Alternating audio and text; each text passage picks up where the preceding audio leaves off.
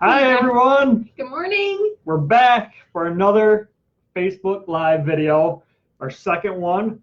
I'm Rhett Van Scooter, owner of Van Scooter Insurance Agency. And I'm Marianne Tuttle. I'm his, at this point, it looks like I'm his sidekick, but whatever. I'm a co-host.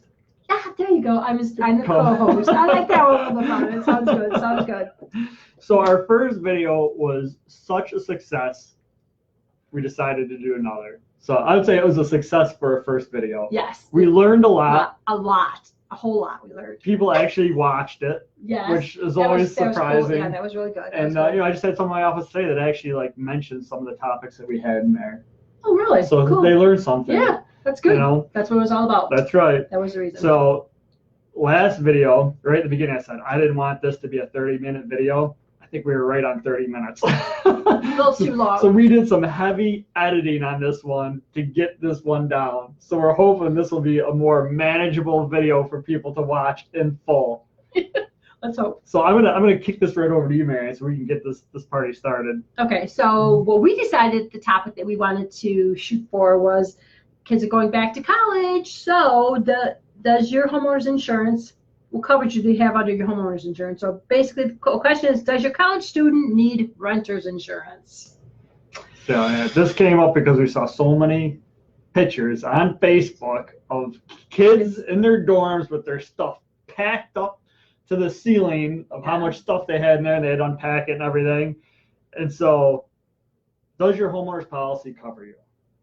Oh, good question. So I pulled 3 of the policies of the companies that we work with, and I found 3 different answers. Interesting. So, yeah. So this is a perfect example of you really need to know your policy language. When somebody says, hey, I want an apples to apples quote, unless you're really comparing all the policy language for your companies, you're not getting an apples to apples, because some companies might have more restrictive language, so you have less coverage, and some might have broader language, so you have more coverage. And this is a perfect example of that. So it's one of those things you need to either read the policy yourself or call your company or agent for any questions that you might have. So when is your student covered? So there's some guidelines for them to be covered. 1, they have to be a full-time student. So they got to be enrolled in college full-time. They have to previously reside with you. So they couldn't take a gap year between high school and college and maybe join the military, live on base, and then go directly to school. They have to reside in your home. So they got to touch base at some point in your home. They couldn't say, okay, I'm going to take a gap year, get an apartment, and then go to school. They have to live in your home before they go enroll as a full-time student. A resident of your home. Exactly. Okay. And then there's an age restriction on there. So this is another thing. Some companies went as high as 24 years old, which would cover most kids all the way through their undergraduate degree. Yeah. But 2 of them only went to 21.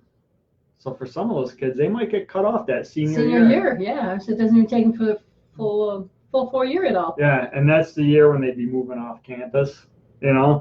And then they usually do. So, and that was another thing we learned, right? Does it matter if they live on or off campus? Good point. Yes, it does. It does matter. Does it? I don't know, right? It doesn't matter. It does not matter. Okay. It doesn't matter if your student lives on or off campus. They are covered. So how much is covered if they are covered? Same thing. I got 3 different answers from the 3 different policies.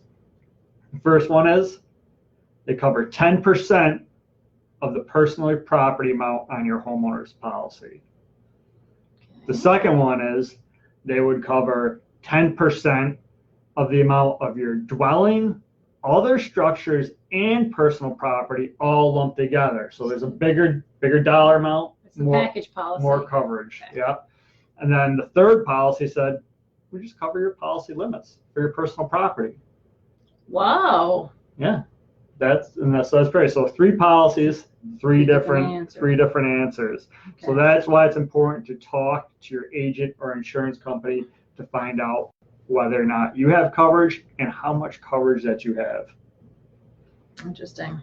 So the question is, if you have coverage, or maybe you don't have coverage, when should you consider getting a renter's policy? Or even if you have coverage, should you get a renter's policy?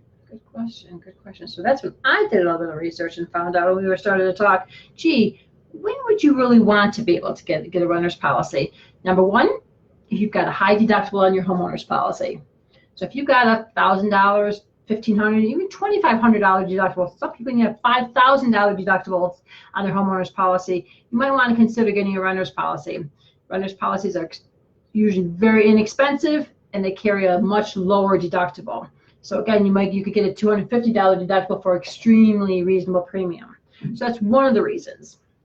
Another reason may be that you're not married and you may live with a significant other and your child is going off to school. Well, your child would not be covered underneath the homeowner's policy of your significant other. Correct. So that's another good time that you might want to consider having renter's insurance. Another one might be that when a child goes off to college, they become a little bit of a higher risk. So we call that more of a higher risk period of time because your kids sometimes don't think the way that you really want them to think. So again, they leave their door open. They don't care if they don't lock the door. Anybody can come in and come out anytime they want. And even if your kid is responsible, they have roommates, and the roommates might not be as responsible as your child. You're right. So that's another high risk time too, that you want to be able to protect your own insurance policy. Because again, since your child's getting a high risk period, you want to make sure that you don't put in any small claim on your homeowner's policy for something that may have happened from somebody else's negligence of leaving the door unlocked. And then there might be a theft claim on that. So that might be another reason why I had to get a renter's insurance policy. What do you think? So most likely you're covered. If you have a kid that's going right from high school into college, you're going to have coverage. And I'm pretty confident you're probably going to have enough coverage to cover them. So, I mean, just for an example, if you just took our most restrictive policy and that just did 10% of the personal property, if you had $100,000 of coverage of your personal property, which honestly, most homeowners policy have a much higher limit than that because it's based on a percentage of how much you insure your home for. If you just have $100,000 of personal property, you're getting $10,000 of coverage for your student when they're away at school. You know, so that's pretty good. Most likely the kids don't have more than $10,000 in their dorm.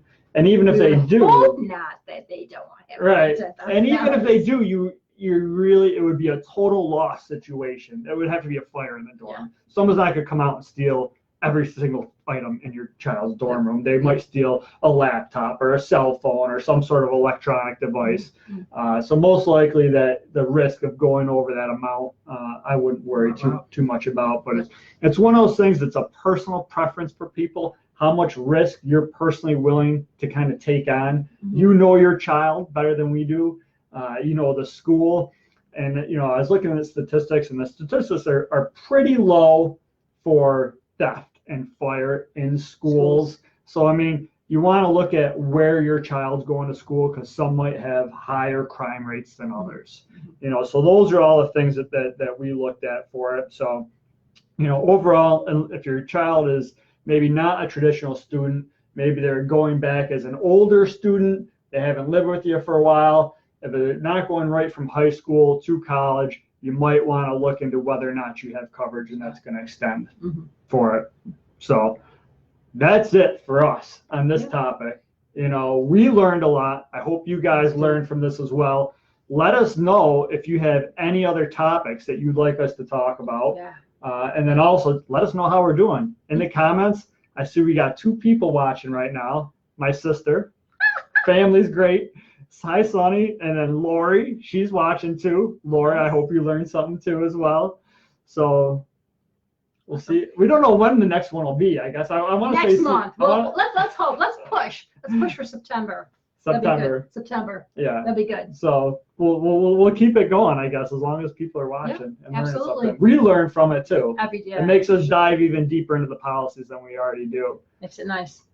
All right, everyone. Look at that. We're closing in right at 10 minutes here. So let's wrap this up. Okay. Goodbye. Have a great day.